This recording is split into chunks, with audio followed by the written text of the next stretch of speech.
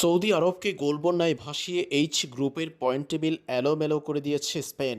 Football বিশ্বকাপে ফেভারিটের তকমা গায়ে নিয়ে নিজেদের প্রথম ম্যাচে কেপ ভার্দের বিপক্ষে গোলশূন্য ড্র করার পর সমালোচনার মুখে পড়েছিল স্পেন।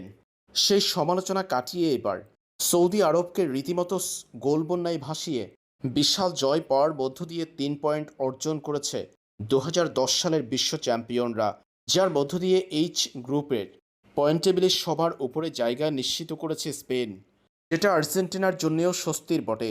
কারণ রাউন্ড অফ 32-তে আর্জেন্টিনা পড়বে এইচ গ্রুপের রানার্স আপের বিপক্ষে।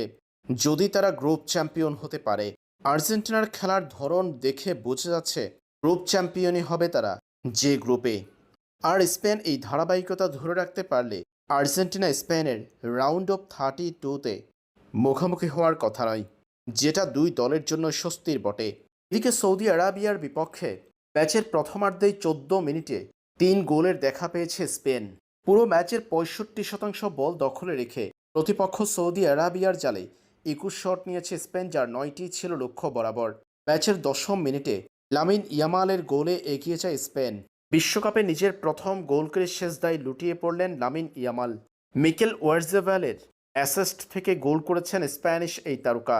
লামিন ইয়ামালের গোলের 9 মিনিট পর নিজের প্রথম গোলের দেখা পেয়েছেন ওয়ারজেভাল। ইয়ামালের গোলে অ্যাসিস্ট করা ওয়ারজেভাল 3 মিনিটের ব্যবধানে পরপর করেছেন 2 গোল। ম্যাচের 21 ও 24তম মিনিটে তার গোলেই 3-0 ব্যবধানে এগিয়ে যায় স্পেন। পরে 3-0 ব্যবধানে এগিয়ে থেকে প্রথমার্ধের খেলা শেষ করে তারা। দ্বিতীয়ার্ধে কোকোরেলোর চমৎকার শটে সৌদি আরাবিয়ার থাম্বাক্তির আত্মঘাতী গোলে 4-0 ব্যবধানে এগিয়ে যায় স্পেন।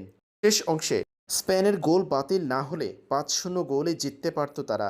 শেষ পর্যন্ত 4-0 গোলে জিতে এইচ গ্রুপের পয়েন্ট টেবিলে সবার উপরে জায়গা করে নিয়েছে স্পেন।